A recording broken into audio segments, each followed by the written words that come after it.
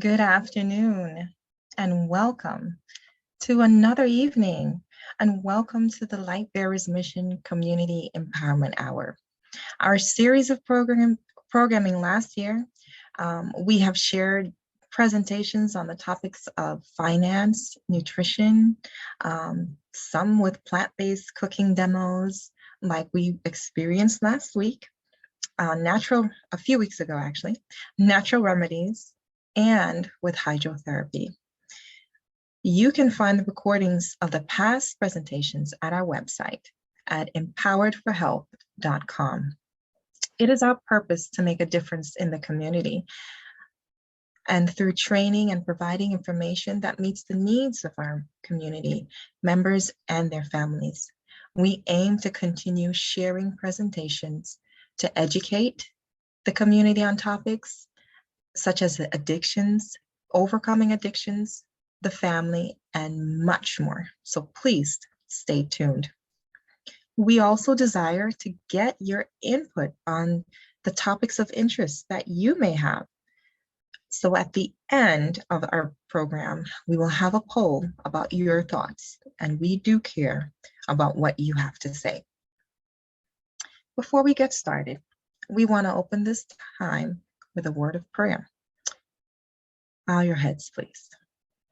Dear Heavenly Father, thank you, Lord, for today. Thank you, Father, for your blessings. Please be with the individuals that are on their way, and please be with the program. Open our hearts and our minds to what it is that is prepared for us. In your name we pray, amen. For this evening's program, we will focus on mental health. Mental health is a medical condition that may change a person's ability to think, feel, and even the ability to relate to others. Some individuals may not be able to cope with ordinary demands of life. There are several diagnoses, including depression, anxiety, obsessive-compulsive disorder, bipolar, and post-traumatic stress disorder. It is important to be aware of the warning signs that your loved one may be struggling with. So this evening, we will listen to Mrs. Amanda Anguish, who is a licensed marriage and family therapist. For this evening's program specifically, we will focus on depression and suicide. Amanda will join us for questions and answers at the end of the program. Did you know 18.1% of American adults, which is about 42 million people, live with anxiety disorders? Did you know that 20% of youth ages 13 to 18 experience several mental health disorders in a given year? And lastly, did you know that suicide is the 10th leading cause of death in America? Mrs. Amanda Anguish, she believes in honesty. She believes that it's in therapy, and her goal is to empower clients to discover the causes behind their challenges and to take action to address them. Amanda's counseling experience includes substance abuse, depression, anxiety, teenage growing pains, spiritual development, and issues that affect relationships. Amanda also enjoys lecturing on a variety of mental health topics. Before she became a therapist, Amanda earned a bachelor's degree in public relations from Pacific Union College. While working in developing and fundraising for a private school, Amanda realized that many of the students that were struggling with home and life challenges made it hard for them to focus in school. She wanted to find a way to help. After reading a book on Christian counseling, Amanda decided to enter the field. She earned a master's degree in marriage and family therapy at Loma Linda University. It brings Amanda great joy to help her clients experience complete renovation. And it is my joy to introduce you to Amanda. So there was her introduction. And without further ado, we will listen to Amanda.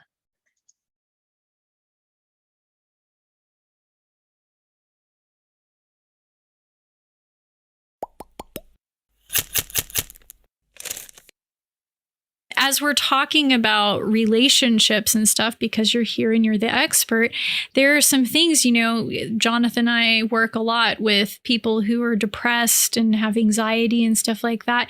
And we notice that there are relational issues within that too. And what are some of the issues that you find come up in things with depression and anxiety? Yeah, I think the biggest challenge when somebody that you care and love about is struggling with depression and anxiety is we tend to start reeling ourselves, right? Because we don't really know what to do at the end of the day. I just see this person that I love and care about. And by the way, the more you care, the harder this is. Yes. Okay. The more I really care about you and I see you struggling and not able to get out of bed, or you're becoming irrational with your anxiety, the more I, as your supporter, your parent, your lover, become more and more out of control myself. And it usually is because of this idea that somehow I need to fix you. I need to do this work for you. And it's my responsibility to help that happen. And this kind of goes way back in regards to the premise that we step into relationships on that's a little bit debunked in the first place, where we step to the altar and say, I'm going to make you happy. Will you make me happy too? And we go, yes, I'm in. Are you in? I'm in. Right. And so there's this reeling story that's actually a lie, that I'm going to make you happy if we're in love and we're meant to be together, when that's not a reality at all at the end of the day. Every single one of those little fantasy movies that we watch, the happily ever after. Yeah. I don't know. We all buy into that story though. And it's almost like, I know for me, the more I felt like I was messing up my relationship life, the more I adhered to the story, that there was like this framework and these principles that I was going to have to start checking the boxes, right, in order to be successful. So I must need to like be perfect myself, or I'm finding the wrong person, because there's this narrative that says if I found the right person, or I'm the perfect person, or I'm in the right place, this is supposed to go really well. So what does it mean in my relationship then, when the person that I love more than anyone in the whole wide world is breaking down and struggling? It must mean that I didn't do something right. Yeah. And we take that on personally, right? And that's where the whole thing starts to like really skid sideways, because, right, there's two people that are now a hot mess that are not really knowing or sure what to do. And everybody's taking it on emotionally. And so I become a byproduct of the anxiety or the depression that my person is struggling with. So just out of curiosity, if the inappropriate narrative would be to come into a relationship and have the perception that the result of it should be to make you happy, if that's the wrong approach to have, then what would be the sort of correct understanding in regards to the hope that you get from your relationships? The happiness has to come from yourself. You're the only person that can make you happy. We don't make anybody else happy. And certainly what I do and how I show up in my life affects other people. But when I start taking on the emotional well-being of someone outside of myself, I'm going to lose the management of my own personal emotional well-being. And now we're going to all be in a hot mess. So one of the things that we feel guilty about when we're supporting somebody that's going through a difficult time mentally and emotionally is we, again, try and fix it. So I'm going to try and point out all the places that they're doing it wrong. Now, here's the thing, listeners, they get that. They know what they're doing wrong. Nobody knows better than they do. There's this wonderful saying that says, you can't hurt me. That's my job. Because I got all the intel. I got all the goods. I know how I'm spinning it, right? I know what the true intention is. I know. That's what I'm having a difficult time with. So as a supporter, if we start pointing out all the places, parts and pieces that they're doing it wrong, right? When are you going to pull it together is a really common one. When are we going to be done with this? When is this going to be over? Why can't you just be happy? These are common things that we say in our efforts to try and support and encourage them without realizing actually that just kind of cements what they already know is true. I really am broken. I really am a hot mess. I really can't pull it together. When I have have no idea, right? But I do know that the more we have this conversation, the worse I feel. So what do we do then if we're in a support role for somebody who's struggling? What they need to hear is that you're there for them, right? What they need to hear is that they have their answers. And as soon as they're ready to tell you how to support them, you're here ready to stand by their side and do just that. What if they don't know how you should best be able to support them? I know with a lot of patients with depression or anxiety, they're coming to us as professionals because they don't know. They don't know what is going to be best for them. And then for them to be able to transfer that information to a partner or, a child or a parent or whatever it might be, right? Any significant other. Any significant other in their life, it's a difficult conversation to have. So what are some tips that you would suggest in that regard, for them to come to that clarity, so to speak? Yeah, I love that. And I think the first thing that we just need to come clean about is I really don't know how to support you. I don't really know what to do, so that you don't panic and that you can, with inside of your own personal integrity, tell the truth. I don't know how to, let's get some help. And then the support comes from those that are surrounding them as a community that help them identify what it is they need in order to be supported, right? If it comes any other way, if I'm telling you what to do to get over your depression or your anxiety, you're just going to pull away and shut down from me anyway, because you know that that's not what you necessarily need. The only person that's going to know what they need is the person who's going through it. And we as professionals get to help them uncover what that is. And the people that support them in their family are standing by to implement and help them with that. Right. So I really learned this big personally in my own life when I have a daughter that I love so much that struggles with bipolar. And I can't tell you how many times her mom said, when are you going to start doing this? You remember what the doctor said. You're supposed to do it like this. And now you're not taking your meds. And oh my gosh, we have to go. When are we going to be done with this? Right? I was saying those things. And it wasn't until what I realized she needed to hear from me is, I believe in your ability to figure this out for yourself. I love you. I'm here for you. I'm cheering you on. I don't know what to do, but I love you and I'm here for you. And let's go talk to so-and-so and I'll go with you. We'll do this together. I can only imagine this is scary, right? That's how we play the supportive role in saying, hey, let's go for a walk, or let's go see this person. Come on, I'll go with you. Or let's go for a drive and forget all about this for, 30 minutes. It doesn't have to consume our life. And those are the parts and pieces that we forget as everybody's starting to panic, not knowing what to do. I think something that you just said too reminded me that I think I heard this. One of the things that people need to hear the most is that there's hope. And the interesting thing about this is maybe the one area that we all feel inadequate about in terms of being the expert. Like, I never assume that I'm supposed to know how my car works. I take it to the mechanic. But somehow when somebody in my life might be experiencing depression or anxiety, suddenly I feel like I have to know the answers to it and everything. But even just saying, hey, a lot of people experience depression or anxiety.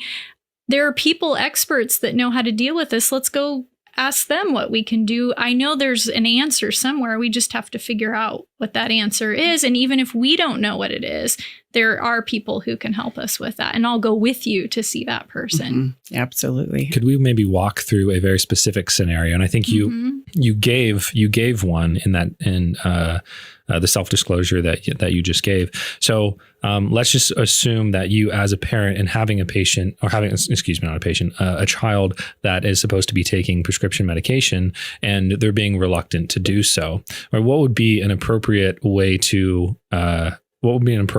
approach that situation to where you're not overly being critical of them maybe not taking the medication that would otherwise be helpful for them, but on the flip side, not overly supporting them in the things that they don't want to do that in the long term are also going to be unhelpful for the situation? My favorite question, if we ever get stuck, go here. Help me understand.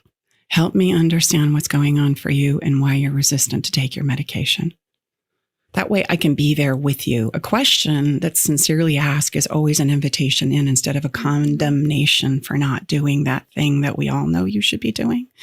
There's an emotional undertow that correlates with how I show up. In the emotional world, we show up as good as we feel, don't we?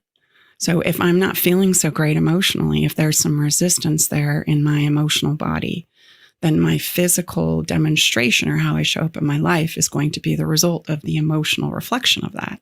So if somebody's not taking their medication, for example, there's something going on emotionally that we want to uncover. And if I say, why aren't you taking your medication? They're going to go, you know what? Up yours. You don't even know. You can't even relate. You're not even going to sit down and be with me long enough to understand where I'm coming from. But if I were to say, help me understand where you're at, right? Let's forget about the medication. Why don't you want to take it? Help me understand what's going on there. It sounds like if we could break that down, your response being very empathetic, but then also, phrasing in a way of asking questions, right? To kind of dig at the root cause of it. Yeah. Because if once they feel like they're heard, right? And that's something that I would love to gift the audience today, if I could, a simple framework that will kind of bring this all together called fairy dust. We call it fairy dust because you'll remember it. We could do it all the clinical terms and names, but if I say fairy dust, you'll remember it. But yes, absolutely. If somebody is going to feel condemned or shamed or belittled or criticized or minimized for what it is they're wrestling with emotionally, I mean, just think all of us human beings pull away, shut down. We're not motivated to do the things that we know we need to do if I'm feeling criticized, belittled, minimized, shamed, guilty. Look, I know I'm not taking my medication. There's nobody who's going to know that better than me. But what we're not uncovering is what's the emotional undertow as to why I don't want to take the medication.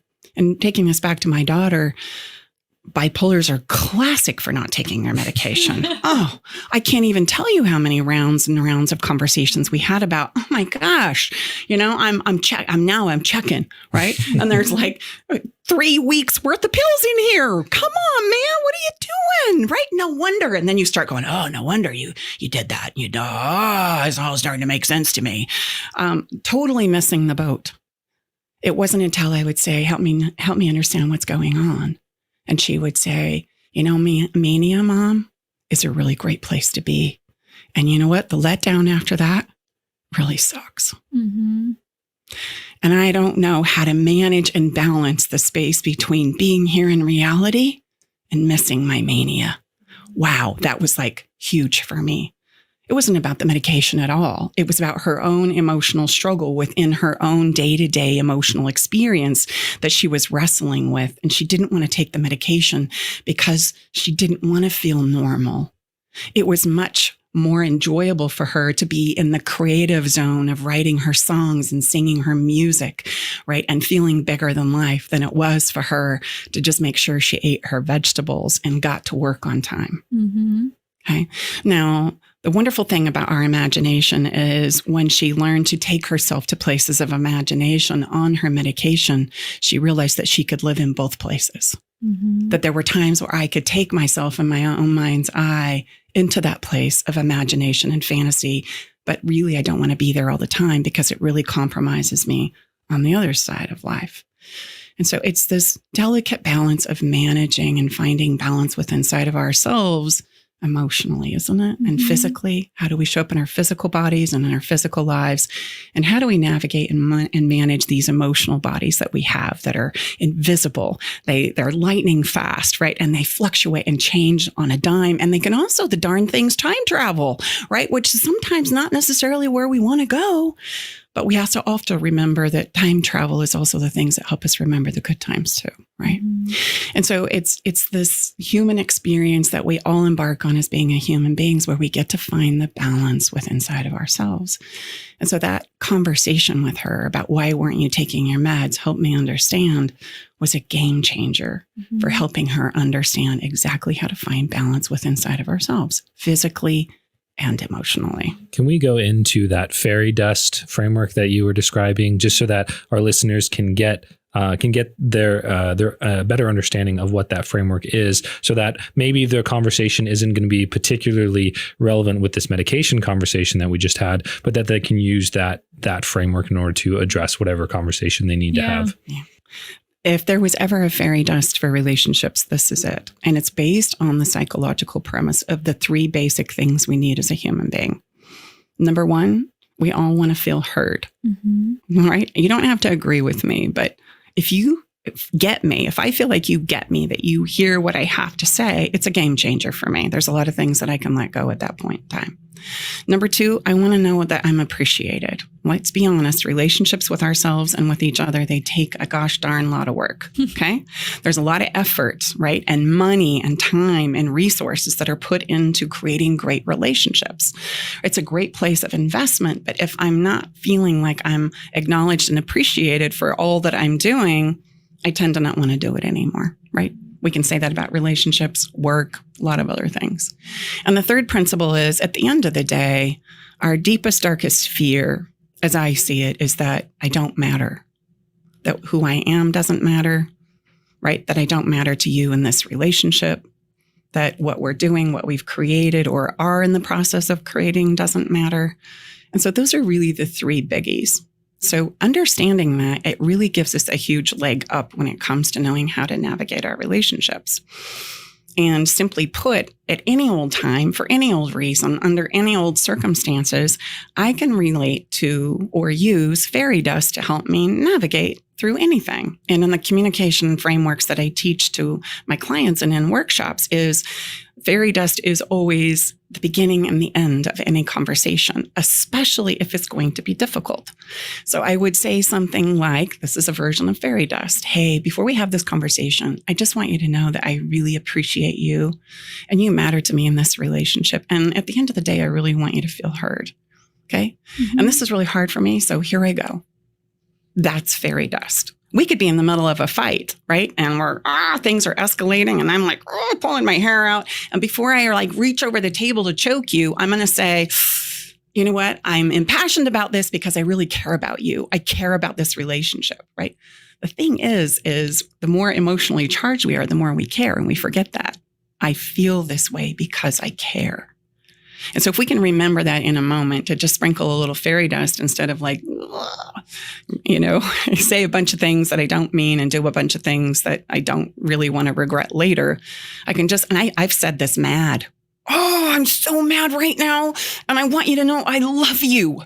I love you. Give me 5 minutes. I'm going to come back to this, right? It's better to sprinkle some fairy dust than it is to allow that to continue. Okay. And of course, I can just say it for any reason at all. Hey, I just want you to know, I love you. You matter to me today.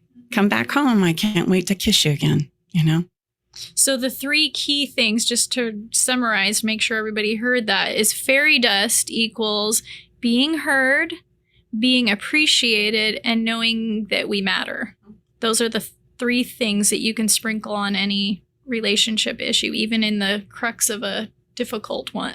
Is the suggestion that when you use the fairy dust technique that you're trying to incorporate all three every time? Or is it one or the other, just kind of depending on the context of the situation? We all could use all three, right? But if you can just remember one, hey, I just want you to know you matter to me, that this relationship matters to me, that this is important to me. I mean, I'm sure you can realize what a game changer that is if I'm stepping in to say, and you know what? You just bounced another check. And what are we supposed to help me understand how we're going to clean this up? Okay. It's a game changer. It's the difference between getting all defensive as I step into a conversation or creating a safe place where we can begin the conversation that's really difficult. So I can imagine a lot of people saying, well, that sounds great, but in the midst of a heated conversation, it's extremely difficult to do. So what are some tips or techniques or practices or exercises that you might do with your clients to help them get to the point where they can actually feel like they have the capacity to do the fairy dust? Yeah, here it is. The number one thing you can do when things are escalating, and we all know when we're starting to turn into a hot mess, we just don't know how to stop it. Right? I do. There's this signal that goes off where it's like, okay, now that's it. Right? There's this place where we go, okay, we're crossing over now. This is going up. At that point in time, my best advice to you is pause, stop. And it sounds easy, but it's really hard. That's the beginning of a framework that I teach called emotional weightlifting. The majority of us as human beings, we're very, very weak when it comes to our emotional bodies because we don't know how to stop. We just let that emotional ride that's escalating take us to places we don't want to go without realizing we're in charge. And so as we develop emotional strength and capability there, the best thing for you to practice, and it's going to be so hard, it's going to make your armpits sweaty and you're going to think, oh, I can't do it. I can't do it. I can't. Yes, you can. Do it. And then pause and come back to it. Then you could step in with some fairy dust. And if you get good at this, as my clients do, you'll get to a point where you can stop and pause in real time and pull out fairy dust in nanoseconds. But you have to have the ability and the emotional capacity and strength to stop yourself.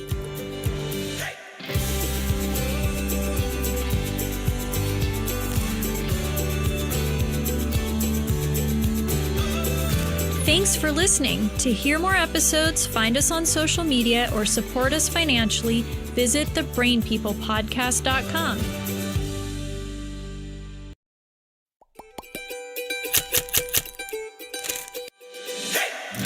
Welcome to the Brain People Podcast, a show where 4 mental health experts team up to bring you practical tools for overcoming mental health challenges. The Brain People don't replace your doctor or therapist, but we will give you some extra tools to help you on your journey. So join us as we fight mental illness, one episode at a time. Hello, everybody. I'm Amanda Anguish, and I'm a licensed marriage and family therapist. And today I have with me my co-host, Dr. Katie Elson. I'm a clinical psychologist. And we're here today talking about something that I think is kind of gone to the back burner, although some people are paying attention to it more, and that is suicide. We hear a lot about COVID and deaths with that at this point, this last year, but we're actually hearing a lot about suicide too, these things that happen, behind the scenes when our focus is just on COVID. So we're going to talk about that today. A different epidemic. Yes, a different epidemic. Thank you. That's so true.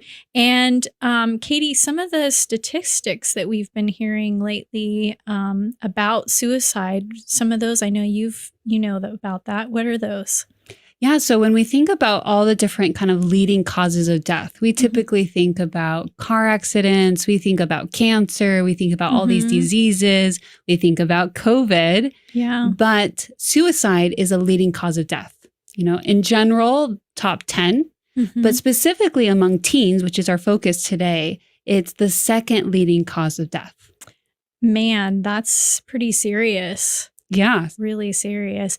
And so we've talked a little bit about this, how important this is to discuss this. And we kind of wanted to do something a little bit different today than just talk about the statistics and everything.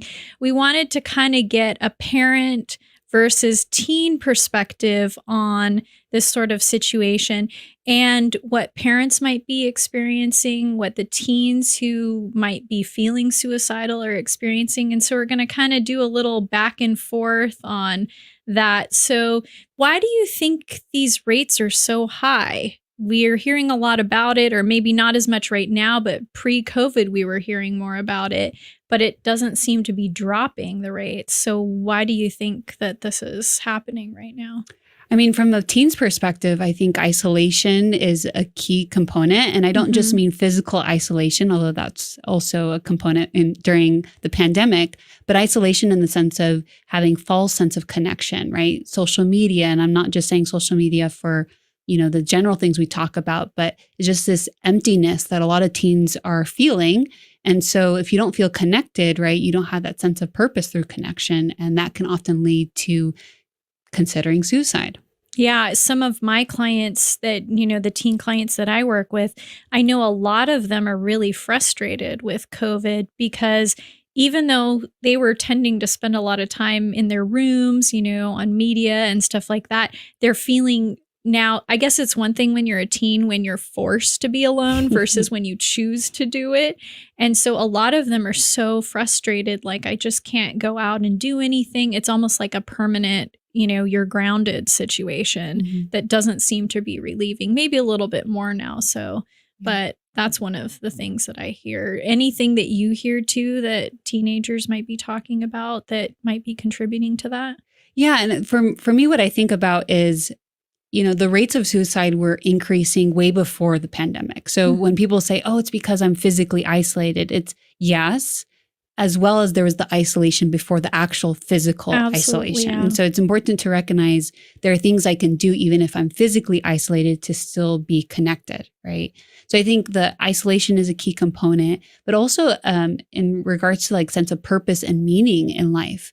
If you think about the way that life is structured for teens these days, there's a lack of that. I don't know if you want to comment. I know that you've had a lot of experience working with teens. No, yeah, that's that. I'm so glad you brought that up because it reminded me. I read a book, not the whole book. It's quite a lengthy book, but it's called Teen 2.0, and it's can't remember his name, but he talks about how over history, the way we've treated teenagers, there wasn't actually a term for teenager. It was like adolescence, not adolescence, but childhood. And then you become an adult. There wasn't this extra, step. And kids or teens, they used to have jobs at home. They used to work side by side with their parents. And now we've sort of given them this idea that, well, this is a holding pattern zone in your life until you actually do the main thing, which is go and get a job. So a lot of teens, they're not working. And so they are spending more time by themselves. They're not getting that connection with other coworkers when they're not in school or that kind of thing. And they don't have that, like you said, that sense of purpose and like, hey, there's something I can contribute to the world besides just taking up space. Yeah. And I think that's really important to consider because some people, I would say even especially parents, they ask, how do I know when my child is suicidal, right?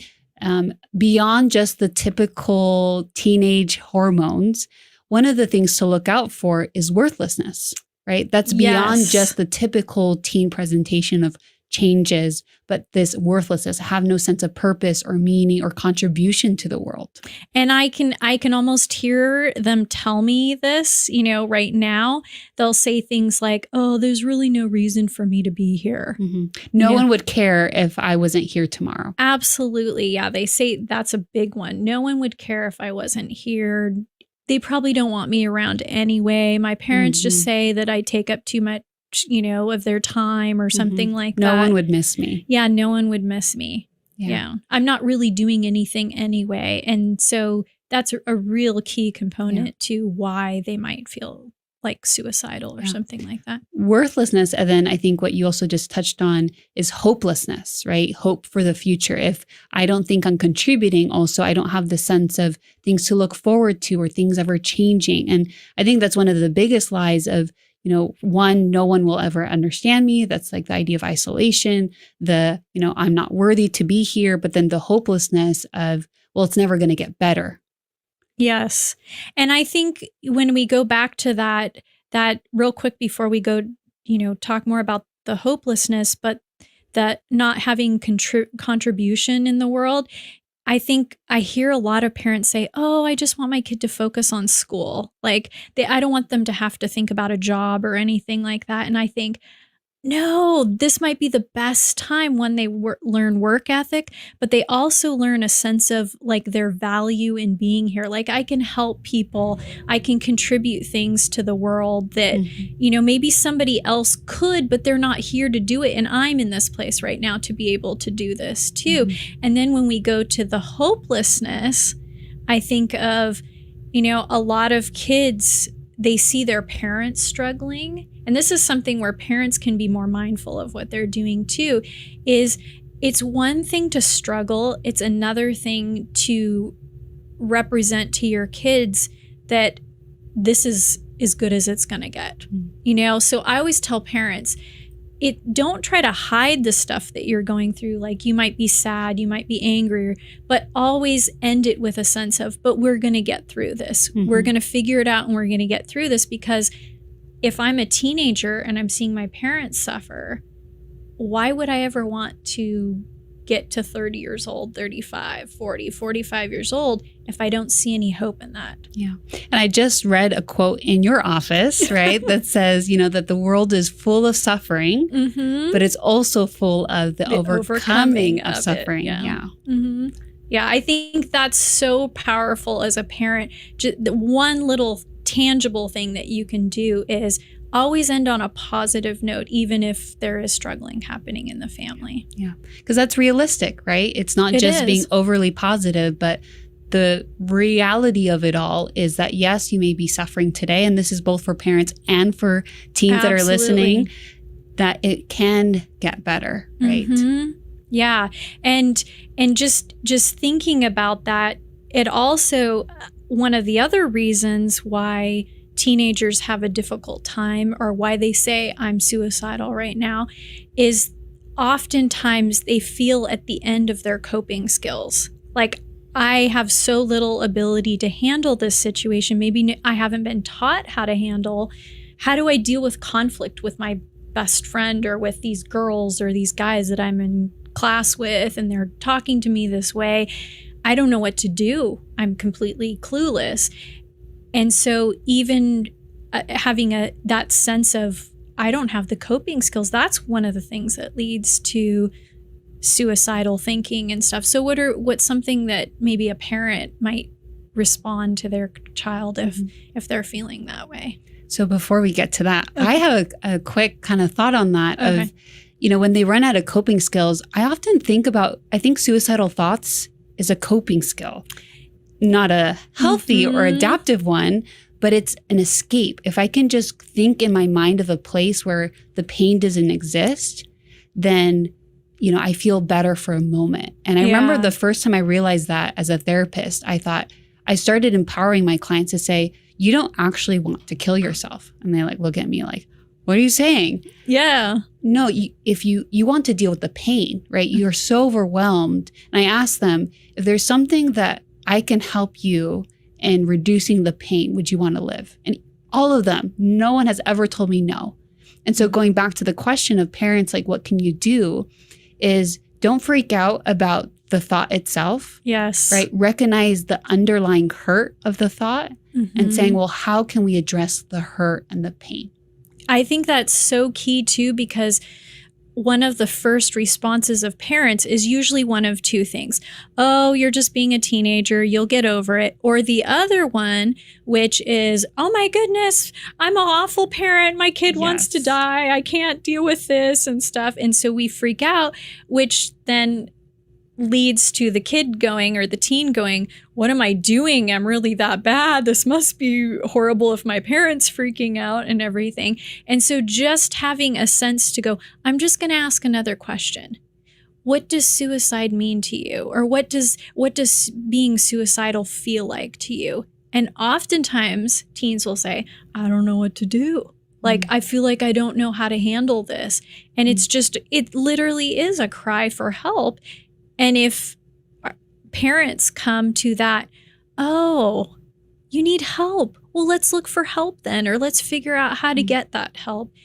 And one of the best ways to do that, if you don't feel competent to do it, or you don't know, that next step, is to help them say, hey, you know what? I don't know what I'm doing sometimes either, but I know there are people who help people that are in this situation. Let's go find a therapist, or let's go find somebody to talk to. For some people, it might even be a pastor or something like that too. But at least offering, hey, I don't know how to fix my car, but I know how to find a mechanic. Yep. I don't know how to fix my teeth sometimes, but I know how to find a dentist. And that's the same thing with parents when their kids are struggling. I may not know how to deal with this. It doesn't make you a bad parent, but I know somebody who probably could deal with it. Yeah. And I have to add to this, one of my favorite things, and I want all the parents out there to hear this, is be willing to go to counseling with your kid.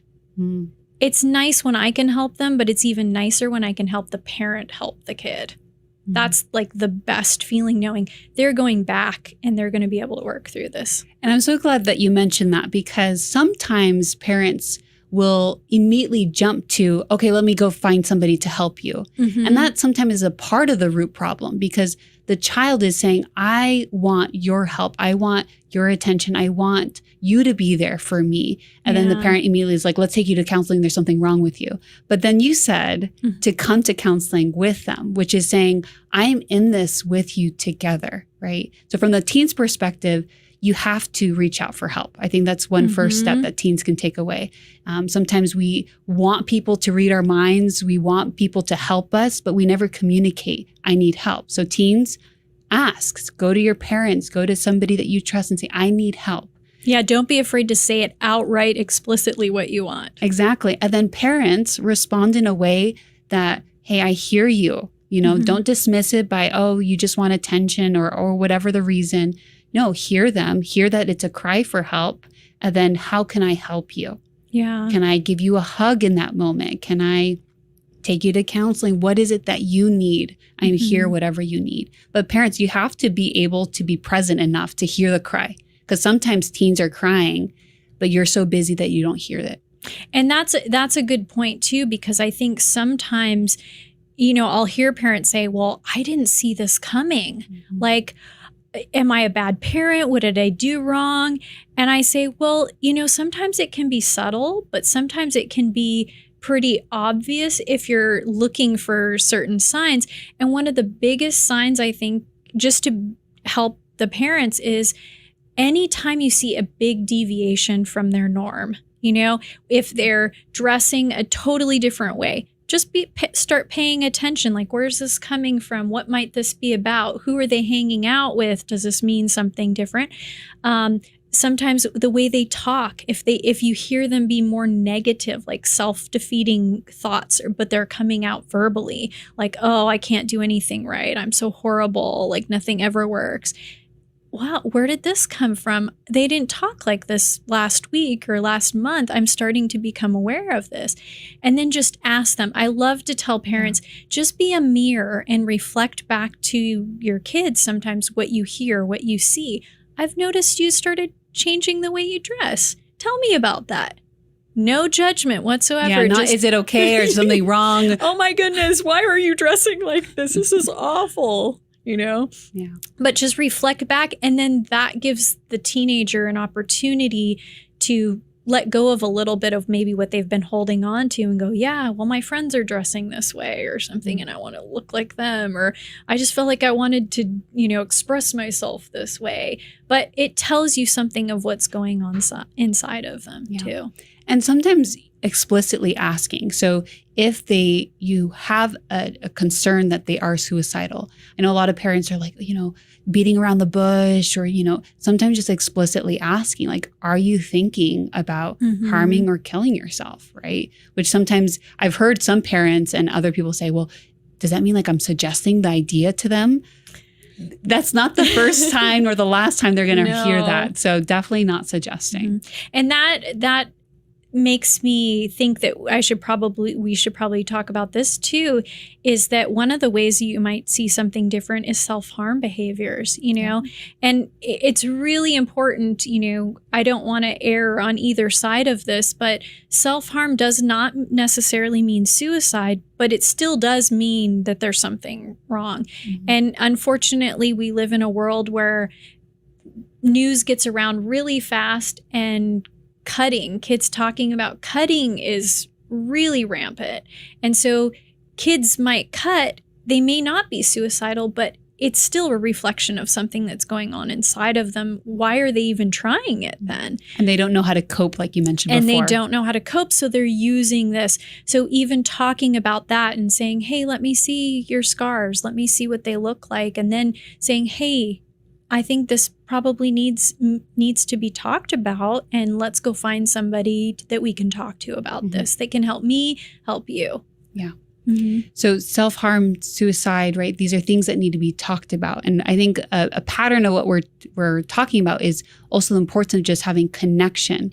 So a lot of people, a lot of parents and families, they wait till there's a crisis to start connecting. Yes. But if you're listening and you recognize that there's a lack of connection in your home, start, you know, investing in those relationships. I wanted to, you know, cover this really briefly. Is some parents will say, you know, I ask and my kids are not like, they won't tell me. What's something that they can do to help when a teen or somebody is not being willing to talk about their problems? That is so important. I'm glad you brought that up, because one of the reasons that I hear teens, because I work with a lot of them, one of the reasons why teens don't talk is the anticipation that you won't have enough time to listen or you're too busy to listen. Yeah. And we let these things be known about us that we don't even realize sometimes that we're putting out there. And so one of the things I like to encourage parents to do, or as parents we can do this, is to just set aside a specific amount of time to just be with your kid. And sometimes they're like, but they're not talking to me. This is so painful. I've sat here for like 15 minutes and they haven't said anything. But the fact that you're sitting there is part of the process too, where your teen is going, wait, they're sitting here. And believe me, I love it when I'm talking to a teen and they're not talking back, because I go, okay, let's see how long we can go and just sit here in silence. I don't say that out loud to them, but I just sit there and I'm going to outlast them. I already know that. I'm very competitive, but they'll just sit there and then they'll say things like, well, why aren't you talking? And I'll go, well, sometimes it's just nice to sit here and, just experience each other's company. You don't have to say anything. Well, that's kind of weird, they'll say back and stuff. But they're already now seeing like, oh, she's not going anywhere. She's just going to sit here. And then they start talking and they don't even realize the things that they're saying. And it's only because I don't have anywhere else to go. I've already settled into this is where I want to be right now. And you're communicating to them that I care enough that I just want to be with you, regardless of what we talk about. Yeah. And the other thing that, parents can do, say the conversation isn't dead, and there is some, I think we don't often realize, and this is something that even couples can take into consideration, is sometimes we get used to just giving directives like, honey, can you pick up the kids on your way home? Can you go do this? Can you check the car for this? And to the kids, oh, you need to clean up your room. Did you get your homework done? Go set the table, that sort of thing. We forget that, why did we have kids in the first place? We take pleasure in having little mini-me's running around and watching them, experience life and the little minds that get formed there too. And so if you have the opportunity, I like to say, make a rule for yourself. I can't say anything. I have to ask a question. So like if, for instance, I was to say, Katie, if you could only eat one thing for the rest of your life, what would that be? What would it be, Katie? Oh my, I don't know. The first thought that came to mind was pizza. Okay. That's a big one. Yeah. But then I could say, oh, well, don't you like tacos? Yet last week you ate tacos, a ton of tacos, and you said you could eat this forever. Well, instead I would say, oh, what do you like about pizza that makes you want to have pizza? Now you might get to the fact, hey, now that I think about it, it's really tacos that I want to eat the rest of my life. But I let you get there. I didn't tell you how to get there. Yeah. And then one other thing I tell parents is sometimes when it's a little awkward, you can plan a conversation in which, perhaps you're walking, you're doing a hike together, you don't have to look face to face, you're taking a drive, and that sometimes helps kind of break the tension than sitting right in front of each other and saying, okay, you need to talk. So just tips that can help having those conversations that may not always be easy, but essentially what we're saying, it's really important just to communicate, I'm here for you. And I think you've probably experienced this even as a therapist. Some of the best conversations we have with our clients are if we're on a walk with them or something, and we have a nice little area here we can walk, or those moments even before you start your official session where you're talking about some things. And so that's really key, that it doesn't have to be this formal time. It could just be doing an activity, but the activity is secondary to the just being connected part. Yeah. So maybe we should summarize some of the key things that we've mentioned. I know from the team perspective of just asking for help, right? And reaching out and communicating that you do need help. And to have suicidal thoughts, it's not a shaming thing. It's their thoughts, right? And their thoughts to express, I'm overwhelmed, I'm in pain, I'm hurt. And it's an escape. And so one thing we didn't fully address is to find other coping skills, right? And that could be, things that we've already talked about on this podcast or other things we'll talk about in the future. Choose life, go back to that one. Exactly. But also then seeking professional help, Mhm. either going first to the parent, then the parent connecting you, or also finding that avenue, because it can be normal to have those thoughts, but to get help for those thoughts. Yeah, I think everybody has had some kind of thought like that in the span of their lifetime. And then for parents too, on the other hand, to summarize that, is be willing to listen, and first, maybe even before that, be willing to pay attention to what might be the signs, because you can look up on the internet all different things to look for and stuff, but when you really know your child, when you know your teenager, you can start to see when there are deviations from their normal, way of doing things. And when you start to see those, don't be afraid to sit down and say, hey, I just want to check in with you. And I've noticed some things have changed and stuff. How are you feeling? How are you doing? That sort of thing. And then just be willing to listen, however long it takes for the answer to come out. Yeah. And then also be willing to find a therapist if that's the case too. And again, we're willing to take our cars to the mechanic, ourselves to the doctor, the dentist, whoever. Therapists are not so bad. Katie and I are here, and we think you might like us so far. Maybe, just maybe. Maybe. So, well, to wrap things up, this has been fun. It has been, yeah. Talking, and even in the seriousness of the topic, it doesn't have to be scary. I think we've shown that. And it can actually be the step to something really powerful in your relationship with your teen and teen with the parent and stuff. And sometimes we get scared that difficult things come up, but when you overcome them, that's when you're like, oh, hallelujah, it worked. And we're closer because we did it together.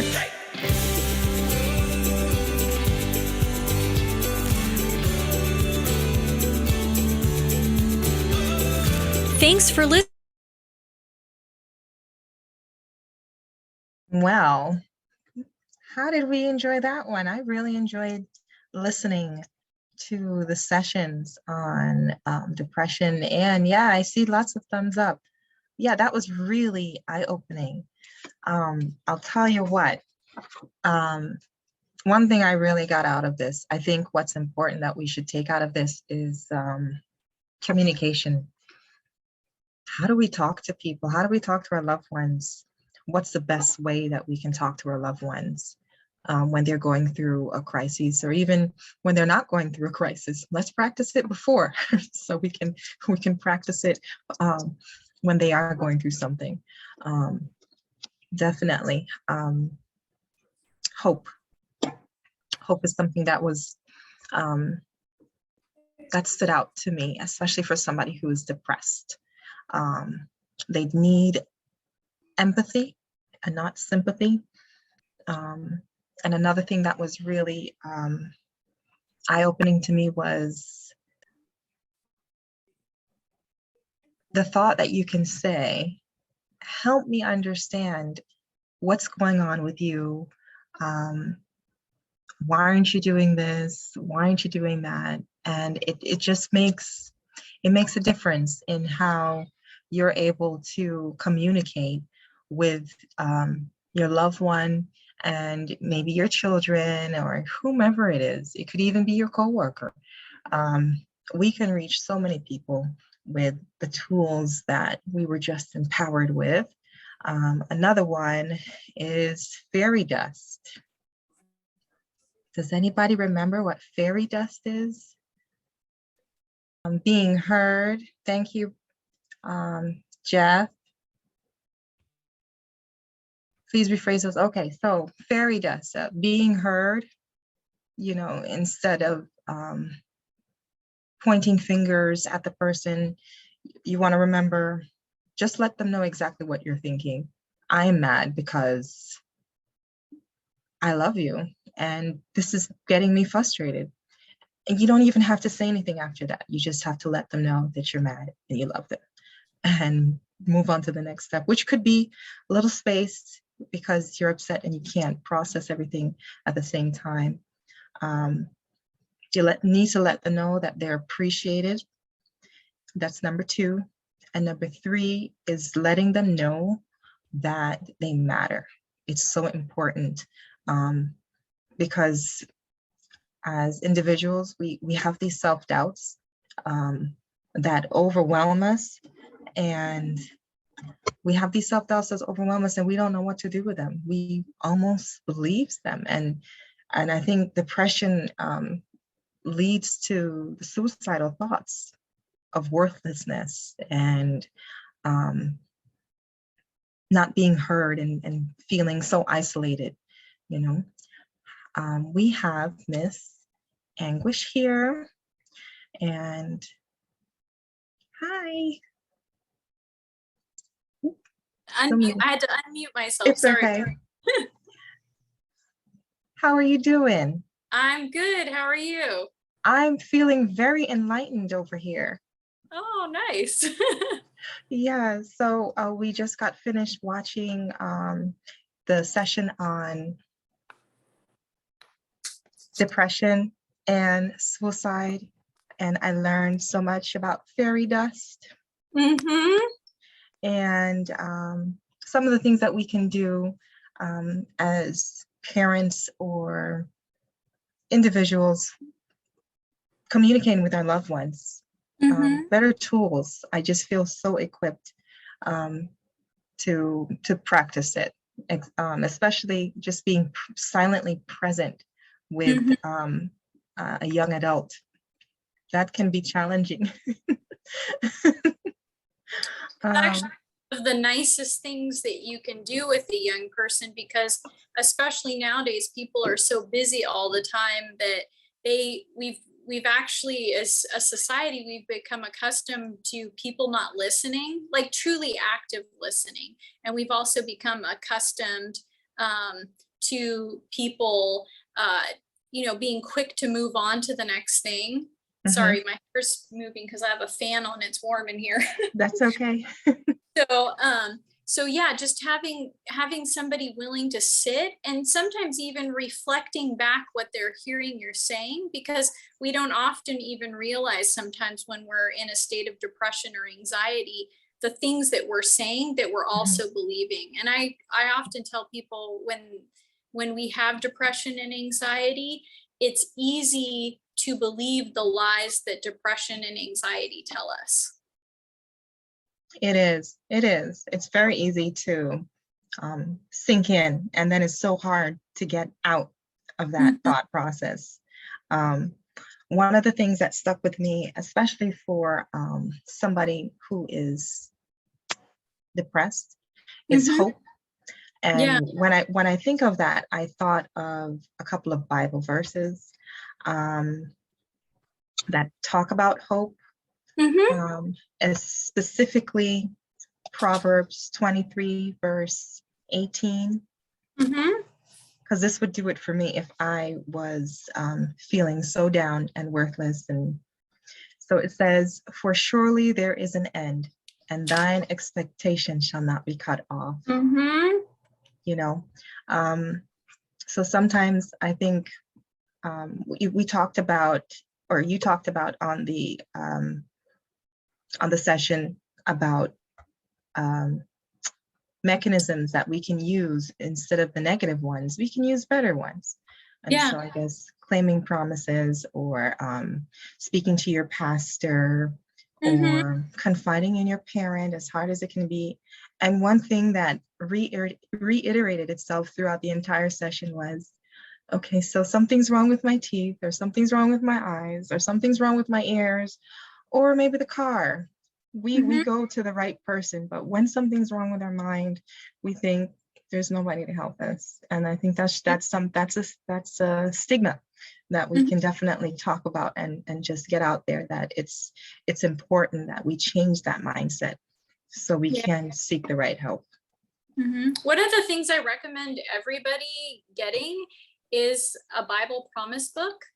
And what I love about them is sometimes we don't know the verses to look up for the promises that we need for the situations that we're in. But if you get one of these, it doesn't have to be this one, of course.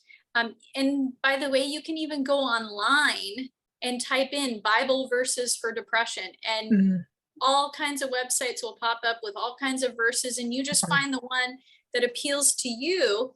or encourages you and gives you hope. And you can write it on like a 3x5 card or a 4x6 card and carry it with you at all times. So no matter what you're going through, you don't have to remember that. Because sometimes when you're depressed or you have a lot of anxiety about things, it's really hard to remember things accurately.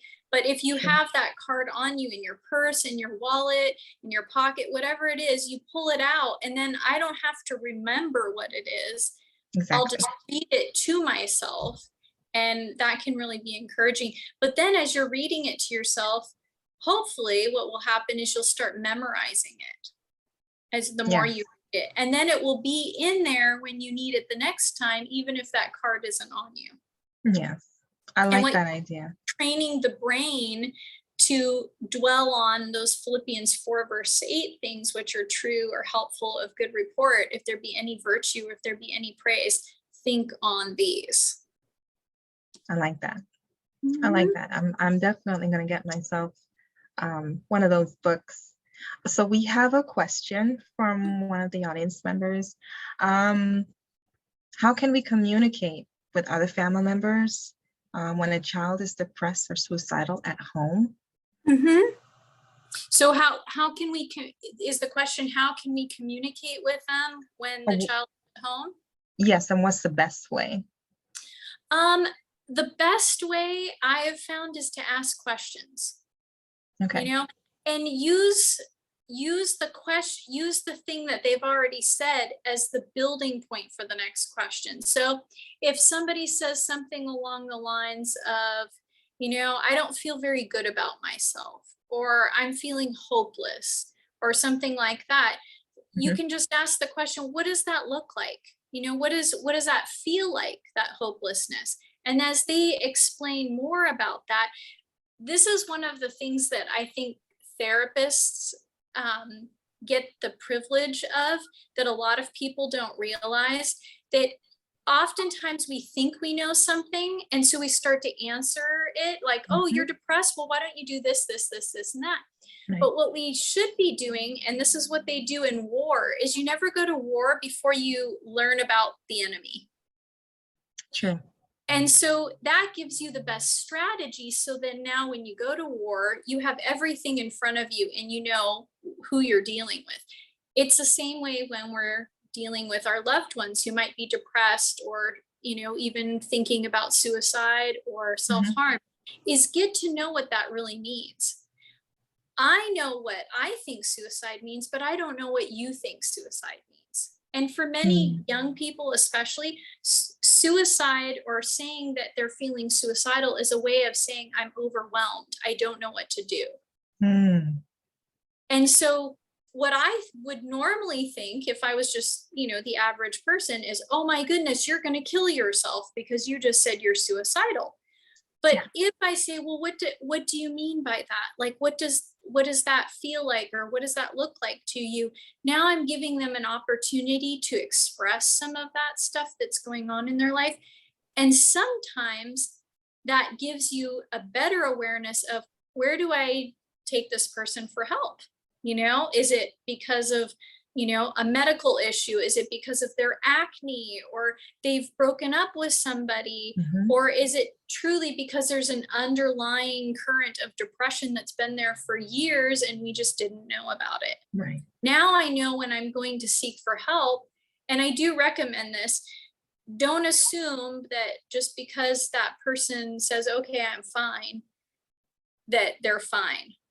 Take them to somebody that can help them. And we're not trained, just like I'm not trained to fix my car. So I'm not going to try to fix it. If I have a car problem, I'm going to take it to a mechanic. Take it to the person who's an expert in that area, and take that person to an expert, because you want to make sure you truly understand what's going on and you're not dismissing it. Agreed. So Paris, she has another question, I think. Yes. Thank you for taking the question for me. I would like to know, if you have someone that needs to see someone to talk to because they don't want to talk to you, meaning the and what have you.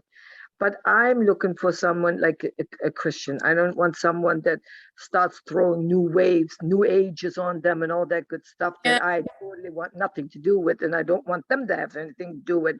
I want a Christian with the Bible because the Bible has all the answers. The problem is that coming from another country and the daughter of a Holocaust survivor, the mother, we were raised totally different. I mean, for us, I can't do this, and I don't know. It was never an option, But so I often push that on my grandchildren, and they're into things that the logic that kids have today is totally different. Yeah, I know what you're talking about. They don't see anymore. They can fall over things. They are really raised to be no emotions. Mm-hmm. They don't see anymore, and it is so hard. Like when we grew up, you brought us a puppy, we'd be going for hours at the puppy, be happy like you wouldn't believe. Today, you tell kids, "Look at the puppy. Oh, that's nice," and they're back at their typing there. Do you know there's a reason for that? We all have what's called a dopamine receptor. And when you're a baby, that dopamine receptor is tiny. I'm not showing you the actual size. I'm just giving you an example. Yeah. Your dopamine receptor is tiny. What that means is if you've ever seen little babies, they'll look at a piece of grass and they'll just be mesmerized by it, or a flower, pick it apart, and they could stare at it forever. But what happens over time is that when we expose children to a lot of media and things like that, what happens is those dopamine receptors get larger and larger and larger, which means you need more and more and more to activate that dopamine receptor. Right. So most of us, if we have any, experience with lots of television and movies and internet and all of that stuff, we have it like you don't have to spend more than a second turning it on and suddenly you're entertained. The more you spend with that, the larger your dopamine receptor is, which means you need something even larger. And that's why if you've ever been to, I was born in Las Vegas. My parents became, active Christians and Seventh-day Adventists when they were older, but they lived in Las Vegas. My mom was a flight attendant. My dad worked at casinos. One thing I've noticed, because they have friends there, and there's a nice church, couple nice churches there, is every time you go back, the casinos get bigger, more extravagant. There's lights on the McDonald's, like flashing lights constantly going. And you realize they're tearing down casinos to build bigger and more extravagant ones. Because they know that because we need more and more to get our attention. So let me ask you then. See, when I see big and this stuff, I run from that stuff. I don't want no part. Because you haven't spent a lot of time around it, so it's overstimulating. That's why if you take a child to Disneyland when they're young, they're throwing tantrums, they're crying and all that sort of thing because it's too much. It's made for the adults, not for the little children. And so kids are having meltdowns, but the more you expose them to that, the more they think they want it in order to be happy. So one of the best things that you can do is start your children out not exposing them to that. Keep them in nature. Let them just have the sounds of the breeze and the birds and that sort of thing. That keeps the dopamine receptor small, which means dopamine is a happy chemical. Right. And so you'll be happier easier. When our dopamine receptors are large, it takes so much more to keep us happy. I understand all that part, but I'm looking for someone that I can say, okay, I'm sure if I brought my child to you, I would be happy, because I think you have the right perspective on what I'm looking for. I don't want someone to say, but you have to be free to be you, be free to be me. Well, I wish I could give you a way to find, very spiritually inclined, godly therapist. Unfortunately, because of the type of profession it is, it does attract more new age things, because most of the techniques that are used in therapy are Eastern religion things. And so one of the things I do recommend is you could go to therapy with your child. I love it when parents come to therapy with their children, because I can teach the parents who now can reinforce it at home. Excuse me? Where you I'm located? in California. Okay, I have to jump on a plane, huh?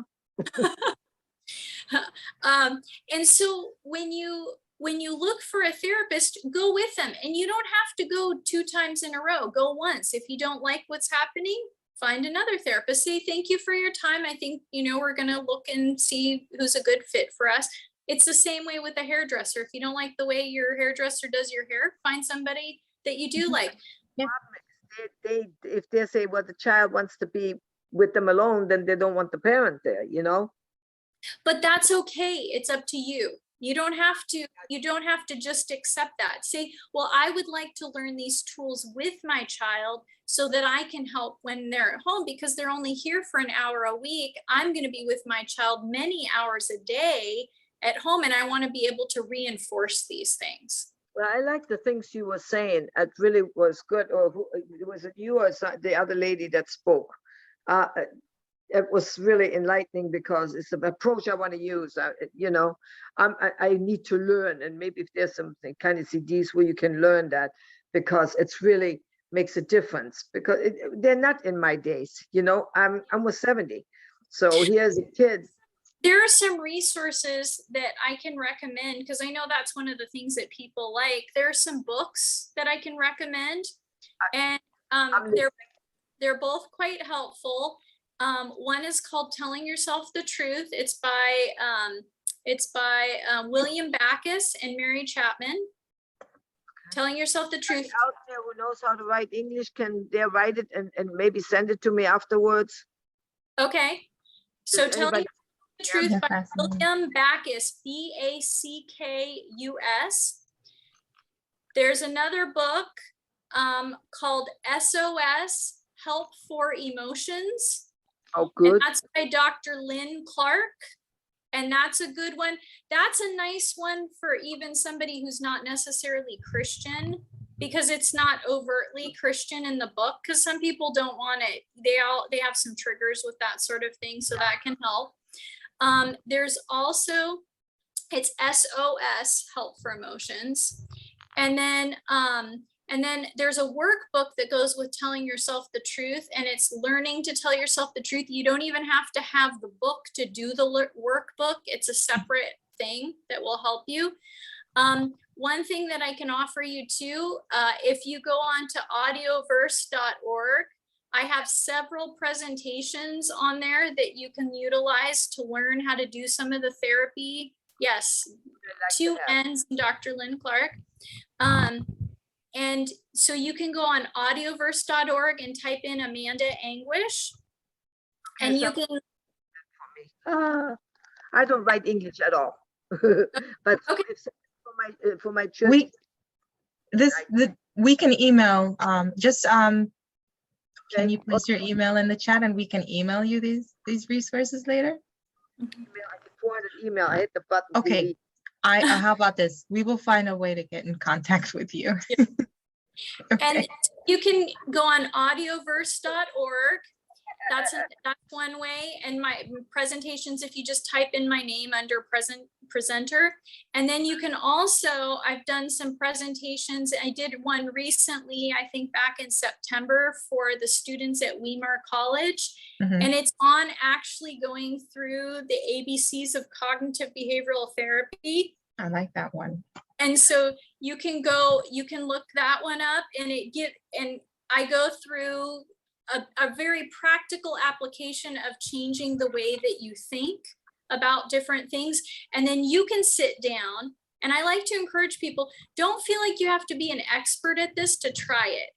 The more you do it, and if you even have a child or something, the more you do it with them, the more it will start to make sense with you.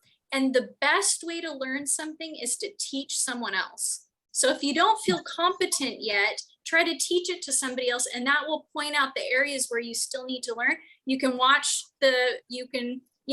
and you can point out the area, it'll point out the areas where you still need to learn. But if you go to the Weimar Church website on YouTube and then look for my name, then you can find the presentation I did. And I know Merlene or maybe even Danielle has seen it, so they can send you that link for that one too. But that's a very practical application of some of the work that you can find in the SOS book. And I explain it all in there.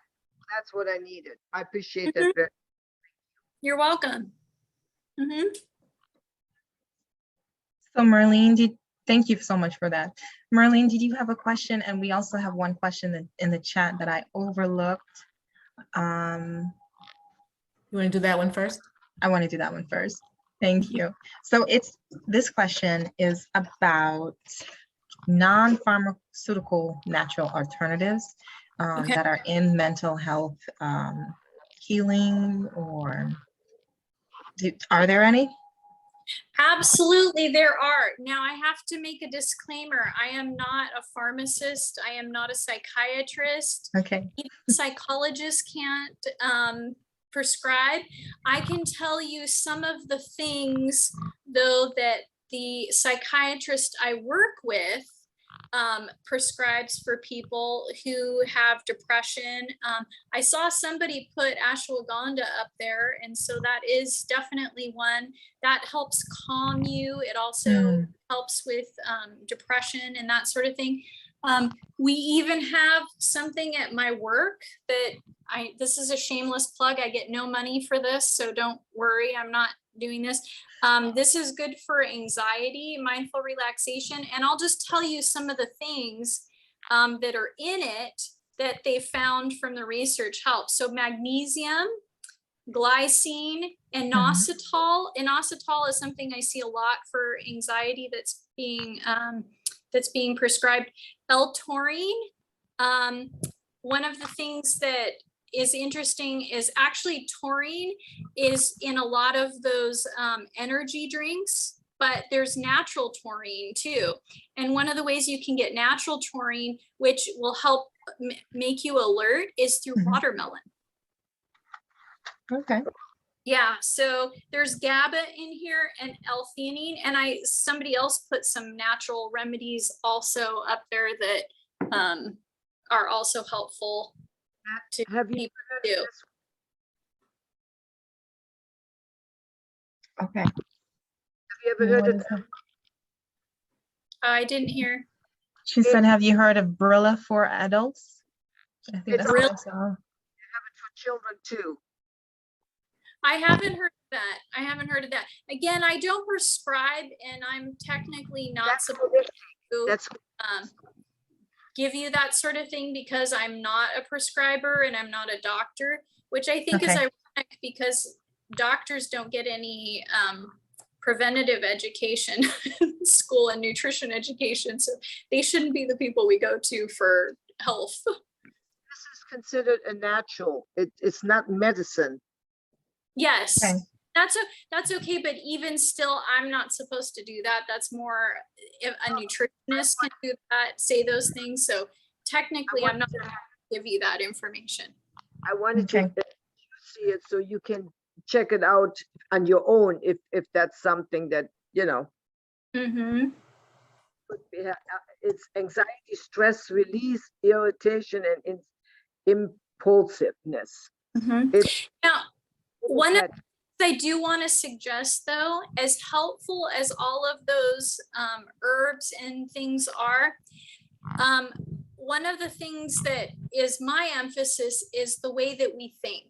And even if you do all of the health message stuff, even if you do all of these other things, it can help. But if you never work on the thoughts that you have, the negative self-talk, the rumination that you have, that's when you chew on something over and over and over again and you can't seem to let it go.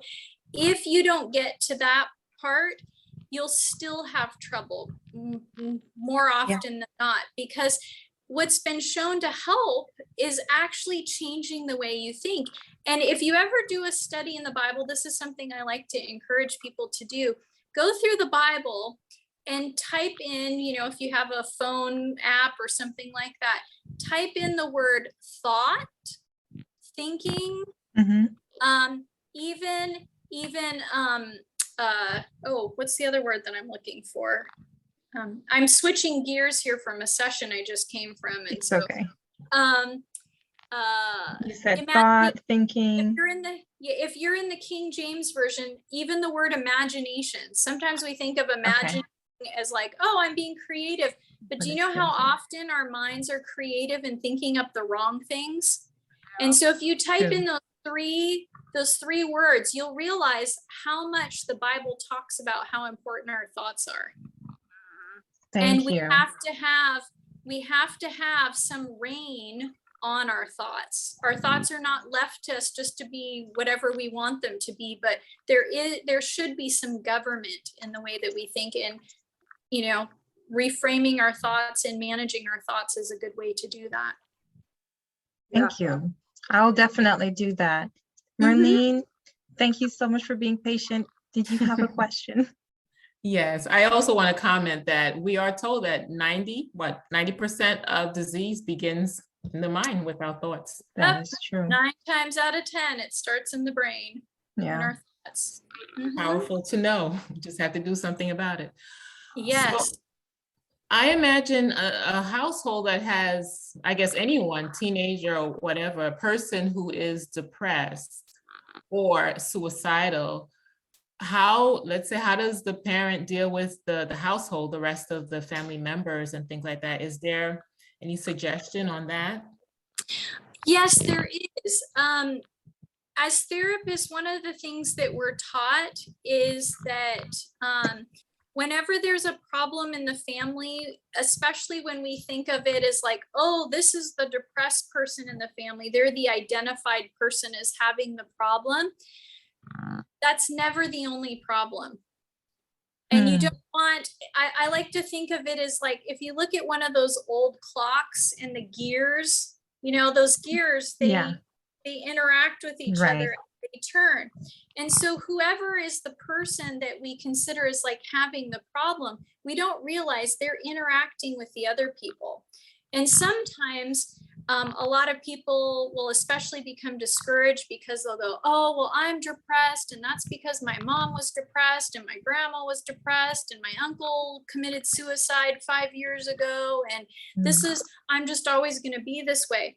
But what we don't often consider is, if my mom has depression or my grandma has depression or my uncle was depressed, I am now in an environment where I'm learning how to deal with depression.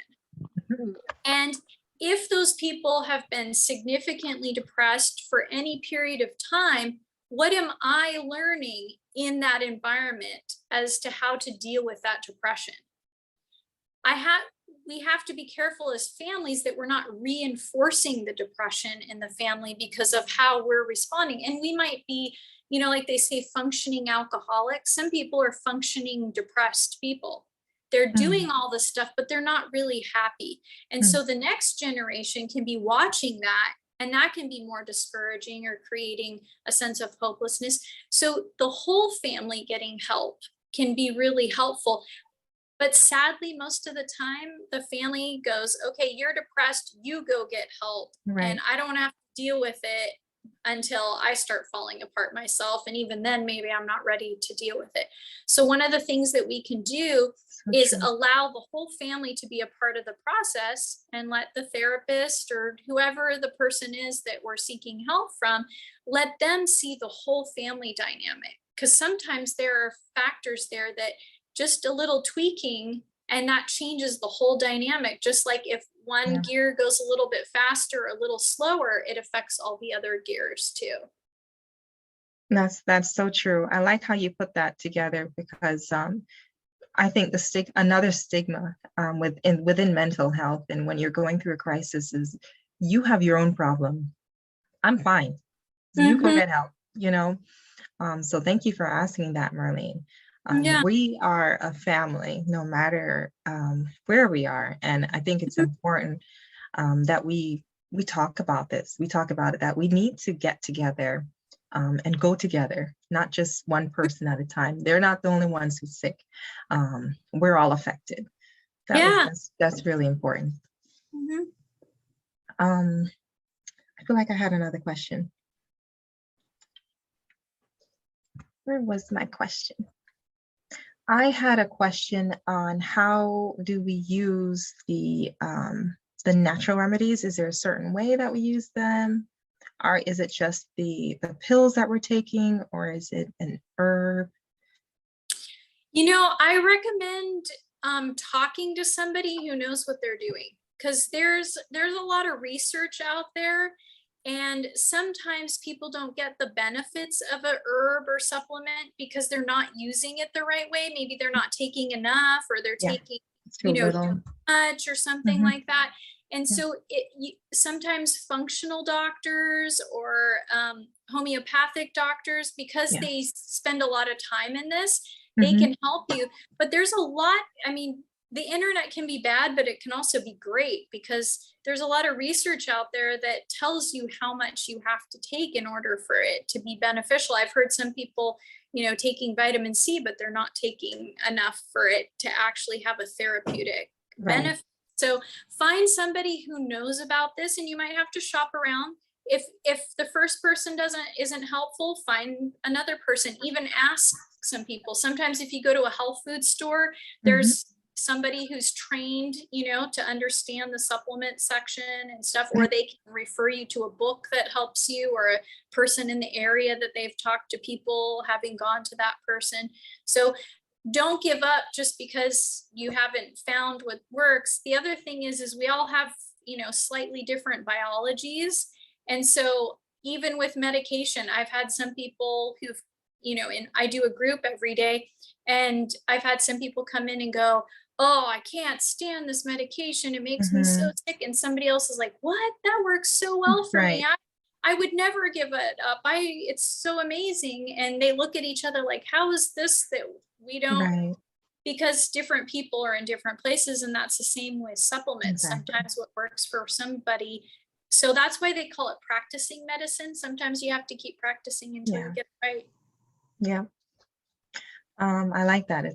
We have to remember that it is a practice, just like in the medical field, it is a practice, and nothing's perfect. And I guess we can all just look forward to when it's not a practice anymore, and there will be no more of this, And another thing too with that is that, I think we sometimes underestimate. This is one of the things that I would love more people to recognize. So often, I think I don't remember the lady's name that spoke recently. I think she was wearing a green shirt or something, but we do live in different times. And when we read stories of like the Reformation and that sort of thing, we're reminded that, cures are not always quick.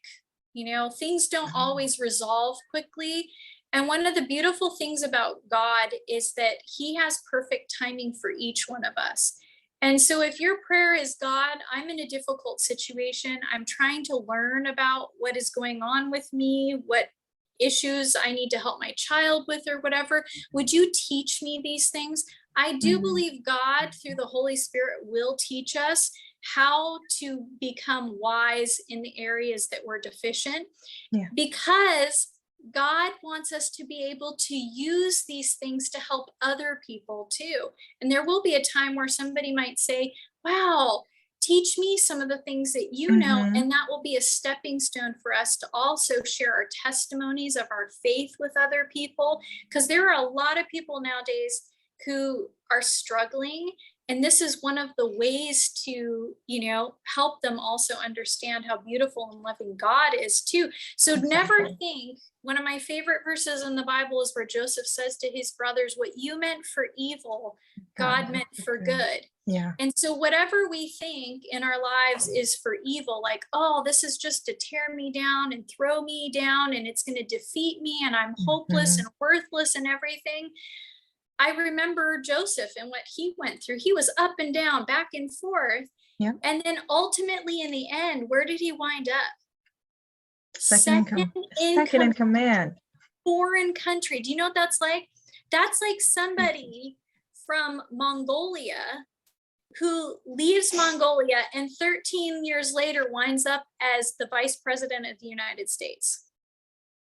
Unheard of. That happened?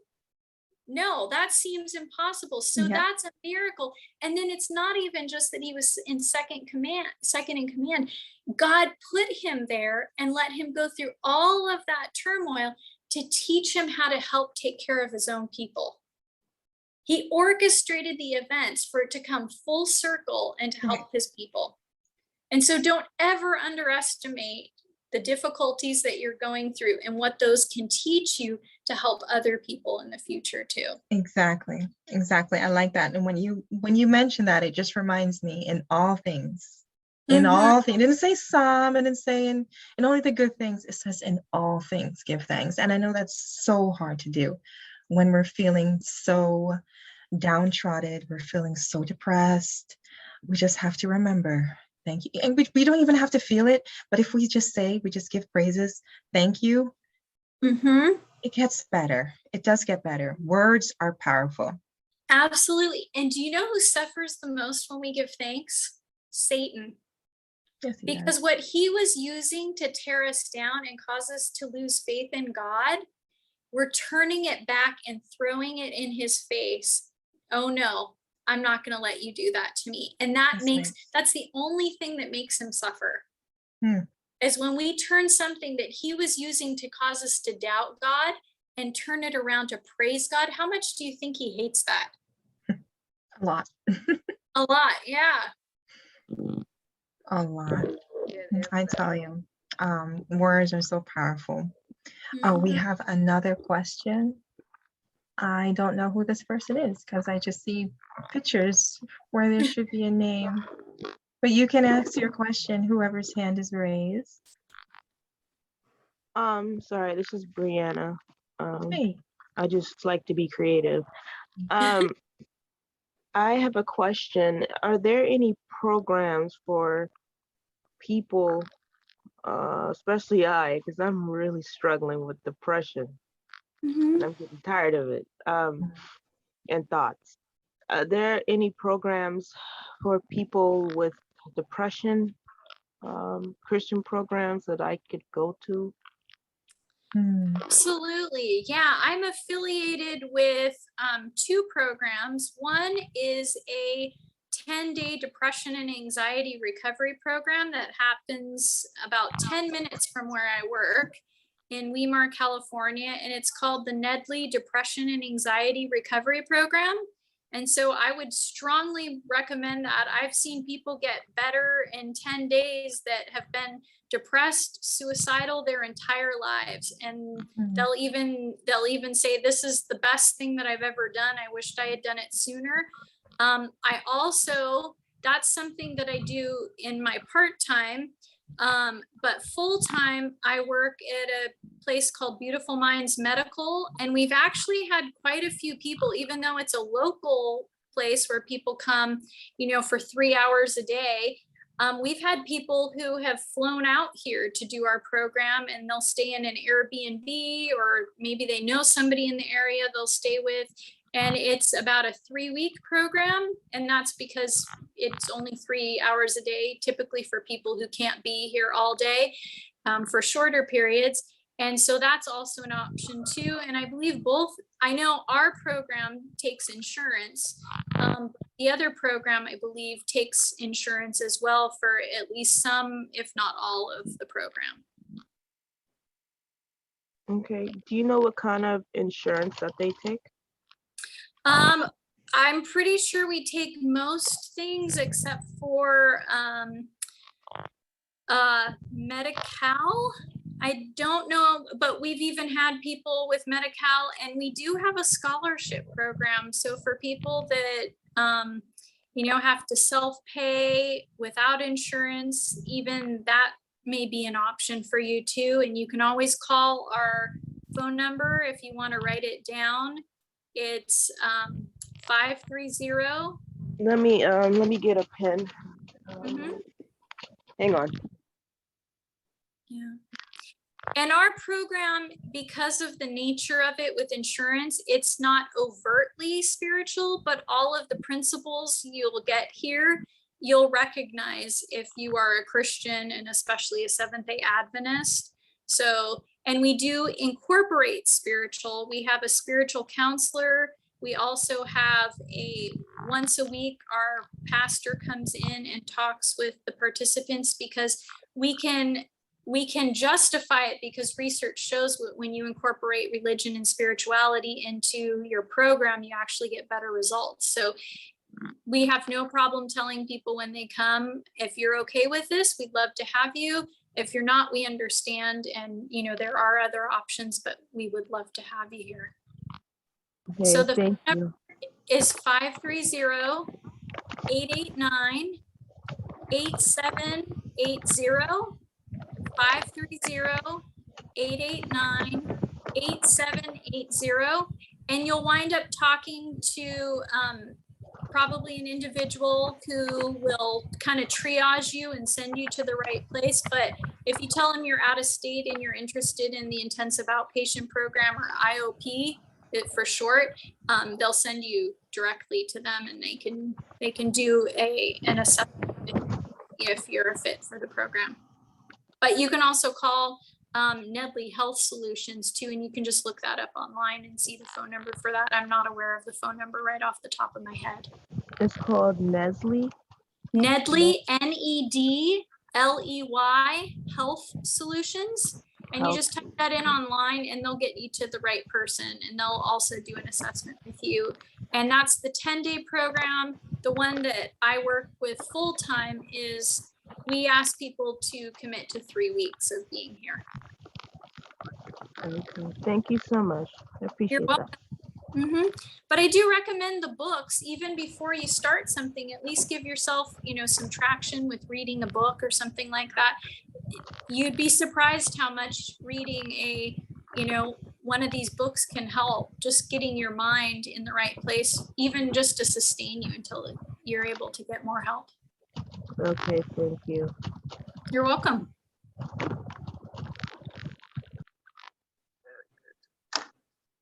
Thank you. I hope I got all the questions.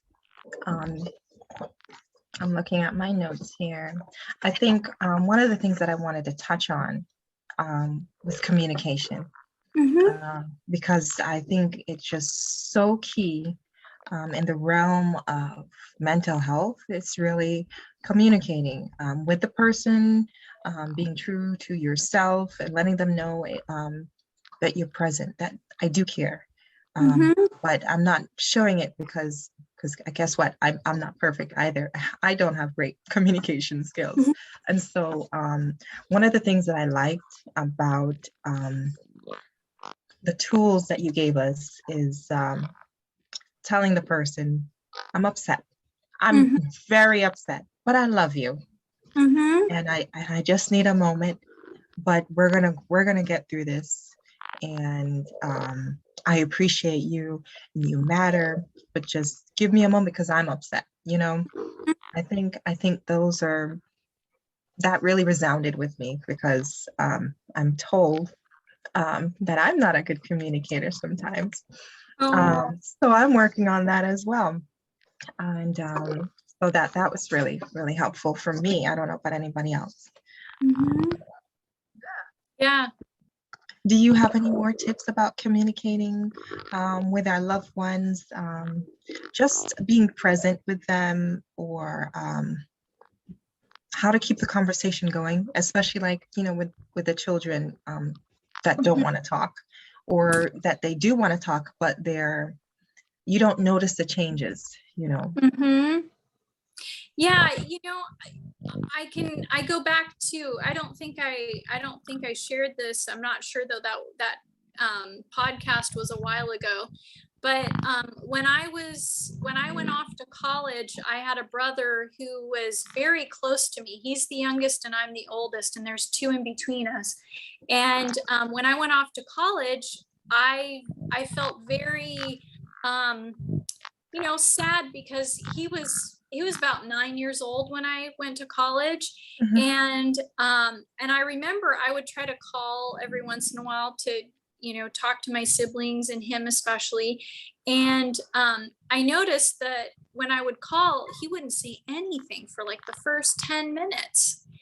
And one thing that I was paying attention to, I love thinking, by the way, this is probably why I like to do my job, but I noticed that he wouldn't say anything, but he'd still stay on the phone. And I was like, well, I guess that's a good sign. He's not giving me excuses to get off the phone, but he was just kind of silent. So I would share about things that was happening in college that I thought, he may be interested in, and just to share with him. And I noticed after the first time that it took him about those 10 minutes to realize that I was actually calling because I wanted to talk to him. He was testing, and I don't think he even realized it. He was testing me like, you left the home, because that's pretty young for your older sister to leave. He was testing like, are you leaving me? Like, do you really care? Or, what's going on? And I had a parentified role with my siblings too, because my mom has mental illness. And so I noticed after 10 minutes, my brother, he would go from silent to just sharing everything after that. Wow. And I would have to get to the point where I'd be like, hey, I'm going to have to go, I have to study, or I have somewhere to be, or class or whatever. But it took him 10 minutes to realize I was actually going to be there, and I was going to be consistently listening to him. So one of the things I like to recommend, and I think this was in the podcast, is designate a time where you have the time to just sit there and sit next to your child.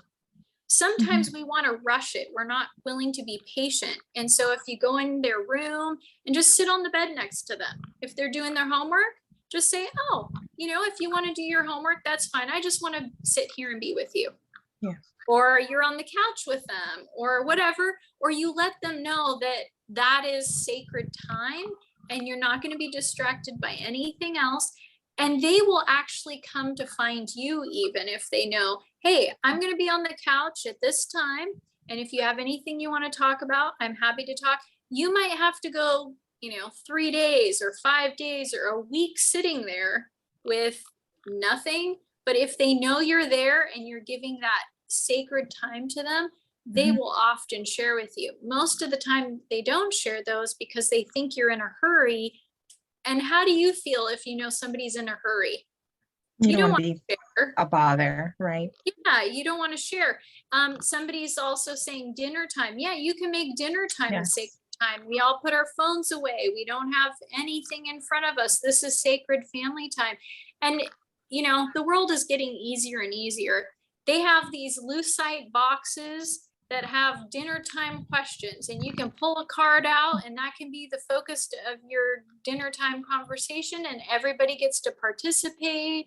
You might have like a rule that you don't jump in and talk over somebody else, or you have to ask a question based on that person's answer and that sort of thing. That way everybody gets to feel like they're being heard. Right. And it's amazing what kids will say, especially the young ones, the stuff they'll come up with. You just get such insight into their heart, and it's quite fun. I like that. Did you say it's a dinner time card question box?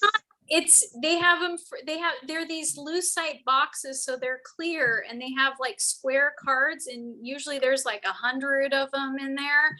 And you can buy them different places, and they'll just have a question. They have them for couples, they have them for families, just any type of category. I have one in my desk I use. This is kind of old school, but it's a stack of cards, and it's called the Undone.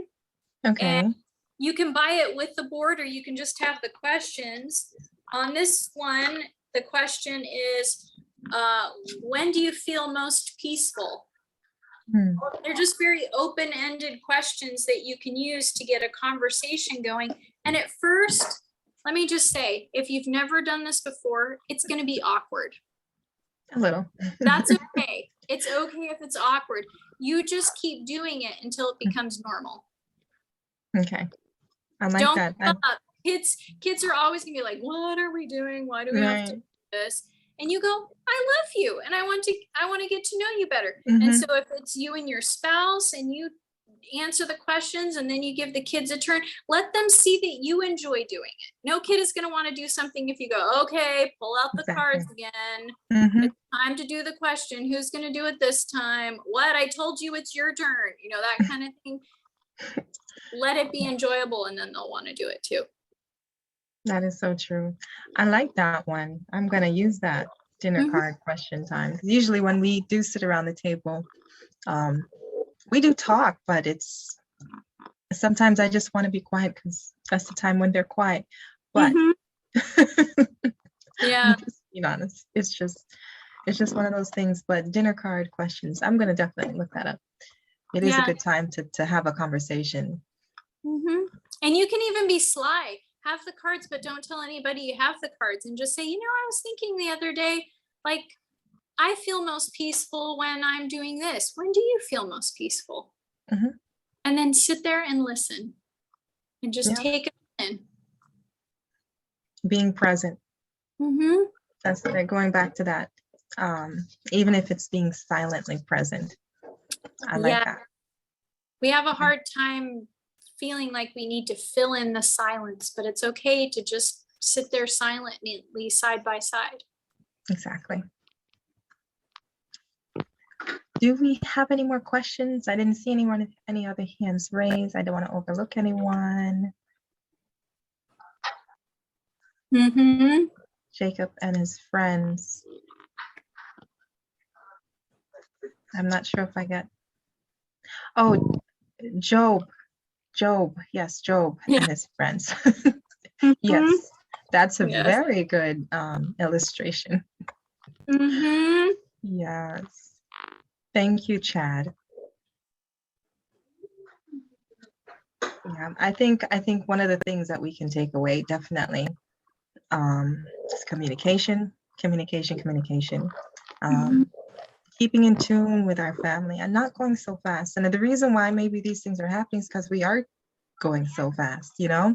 We're not noticing the subtle changes, like they're not dressing the same way, or they just stopped eating around us, or they, you know what I mean? So taking that time to be present in your own home, be with your children, be with your loved ones, whomever that may be. It doesn't have to be children, but it could even be your coworker. You know, just taking that time. It's really important. And I appreciate you coming to teach us some tools that we can use to do that, because it is very important. Very important. We would love to have you back for other discussions if possible, because this was really eye-opening and enlightening, at least for me. At this time, I'm going to have Marlene come back. She has a brief announcement to make. Thank you, Danielle. Actually, just to, well, thank you so much, Amanda, for coming so far, coming from so far to be with us and to share this very important information with us. We really appreciate it. I just wanted to highlight a program that we're doing. So we are trying to meet the needs of the community, and we're trying to be, you know, kind of holistic about it. Mental health was one that we talked about for quite a while. I'm glad that we got to do that. We are also, if I can have, I guess this could be a good time for the slides to come up, the end time slides, just to emphasize our Diabetes Undone program, which actually starts next Monday, the 8-week program to reverse diabetes.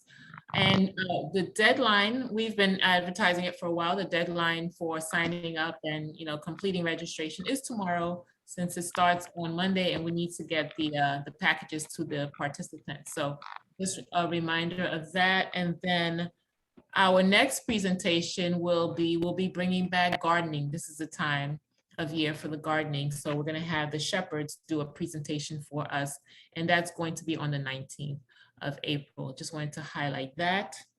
And I think the poll went up just a bit ago. So we are continually interested in what your interests are that we can present for us, for the community. So please fill out that poll and share that with us. That's all I wanted to share at this time. Thank you so much for coming, everyone, and especially you, Amanda. I'm glad to be here. Thanks for inviting me. And you can watch more of those Brain People podcast episodes online and stuff, and listen to them on the actual podcast apps as well. I'm going to share the link. Well, I'm going to say goodbye. Yes. Thank you for inviting me, and blessings to all of you, and happy thoughts. Thank you. Thank you so much. Before you go, let's close with a word of prayer. And dear Heavenly Father, thank you, Lord, for sending Amanda a message many years ago and instilling her with a passion, dear Father, to help us to communicate better with our loved ones and to give us tools and resources that we can reach for when we are going through a time of mental crisis. Be with everyone here, and I hope that they were empowered by the information. Help them, Father, to use it and to share it with others.